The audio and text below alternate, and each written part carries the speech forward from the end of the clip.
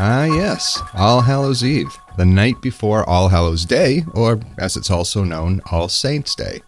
The last day of October every year is the time to put on a mask and pretend, well, for a little while, that you're something you're not. You might be a ghoul, a vampire, or even a princess. At the end of the night, after the festivities have ended, it's time to go back to being yourself. But what if you couldn't? What if the disguise you put on became a permanent part of who you are? What if you needed that disguise to survive?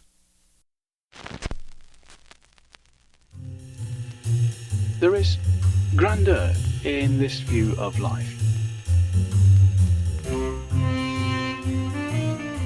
Welcome to Evolution Talk with Rick Coast, an introduction to the oldest story ever told.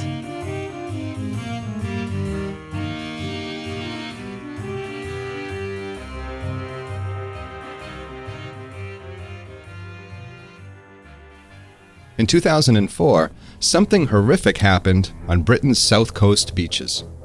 No, it wasn't a shark. It was something worse. The horror the beachgoers encountered didn't rise out of the sea. It came on wings, in swarms, from across the channel, and they couldn't escape it. It was just horrific. Children were screaming. People were covering up prams and pushchairs. If you stopped still for a moment, you could get covered in them. I was told that it was the same all the way to Kirby Lesoken, and that's quite a step away. What were these terrors from the sky that rode the warm currents of air across the channel to terrorize men, women, and children?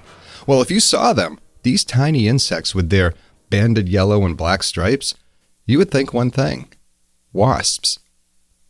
But if you were in the know, you might casually brush them off your brightly covered shirt, shrug, and ask what the fuss is all about. They're not wasps. They can't even sting anyone. Sure, they look like wasps, but they're only harmless marmalade hoverflies. Just one of almost 300 species of hoverfly common to Britain. Now, if you were the English 19th century naturalist Henry Walter Bates, you might smile and offer a bit of insight into why these amazing little flies appear to be something that they're not. They are wonderful mimics. Predators learn to avoid certain animals. Perhaps they bite or sting or even taste bad. If another animal or insect can adapt to mimic that which a predator is hoping to avoid or finds unpalatable, well then, that animal or insect has a much better chance of survival. What Bates described is now known as Batesian mimicry. It's an evolutionary game of trick or be another animal's treat. It's nature's Halloween party. So how does this work? Did the harmless hoverflies purposely change so that the predators would mistake them for the more aggressive and stinger-equipped wasps? No, they didn't. The hoverflies have no idea what's going on, or that they even look like wasps. It's true that at one time in the distant past, they looked much different, and were chewy little snacks for predators who were on the lookout for harmless treats. Because the hoverflies lived in an environment that included wasps, and those wasps were avoided by the same predators, any little mutation that made them less palatable to those predators was an advantage. The more and more those little changes over time accumulated to make them look like wasps, the better. The predators actually have only themselves to blame. They selected not to eat them because of how they looked. They avoided them even more with each little change. If a mutation pushed them a little back to looking like a harmless hoverfly, well, then it was feeding time. Now, kiddies, I want you all to go out and bring home something for dinner. Are there other examples of Batesian mimicry in nature? You bet there are. There's more than one can wave a stick at. Halloween, as far as nature is concerned, is a party that never ends.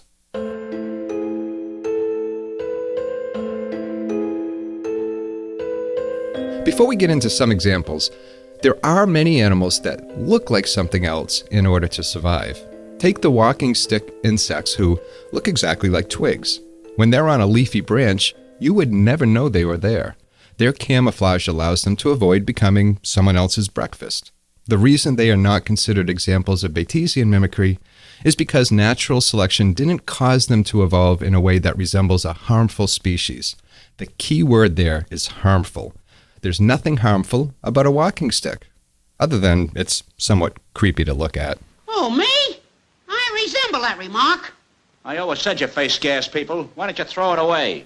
Now, if I were to dress up like a zombie and stumble around a graveyard, you could bet I'd be left alone. They're coming to get you, Barbara. Another great example of Batesian mimicry is the scarlet kingsnake in the southeastern U.S. There's nothing harmful about them at all. They're colorful with red, yellow, and black bands. The bands go red, black, and yellow. If the bands were red, yellow, and black, well, then you'd better run. That would be the highly venomous coral snake, whose fangs contain a venom that goes straight to the brain, causes things like slurred speech, muscle twitches, and even death. We can tell them apart by remembering this. But here's the old saying, red touches yellow, you're a dead fellow. Red touches black, venom lack. Predators in the animal kingdom don't have rhymes to remember. All they need to know is that red, yellow, and black bands represent something that can kill them, so they need to be avoided at all costs. Way to go, kingsnake. Then there's the clearwing moths that can be seen all around the world. As the name suggests, they have clear wings, unlike other moths. They also have very sleek little bodies.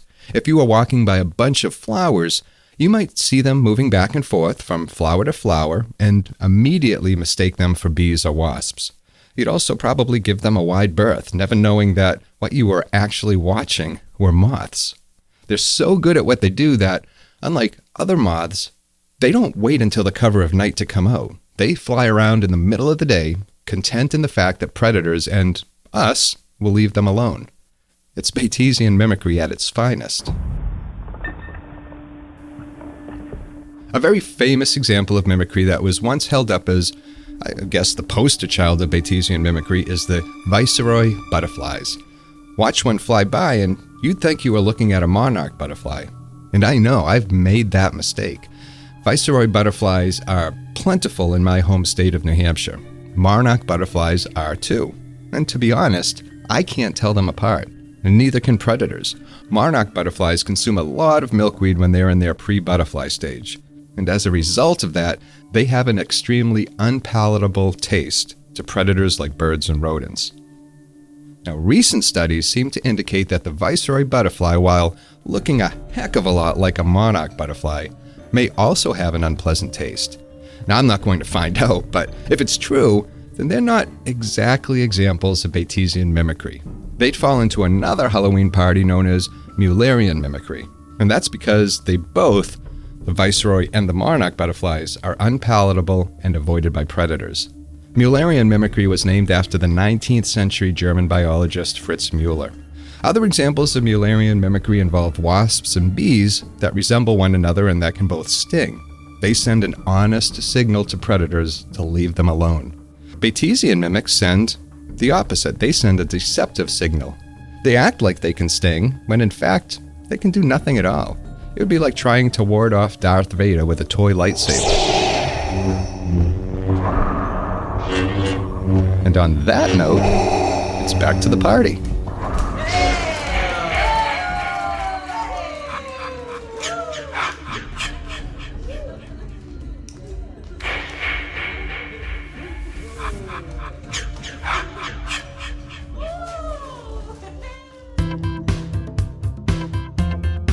I hope you enjoyed today's episode of Evolution Talk.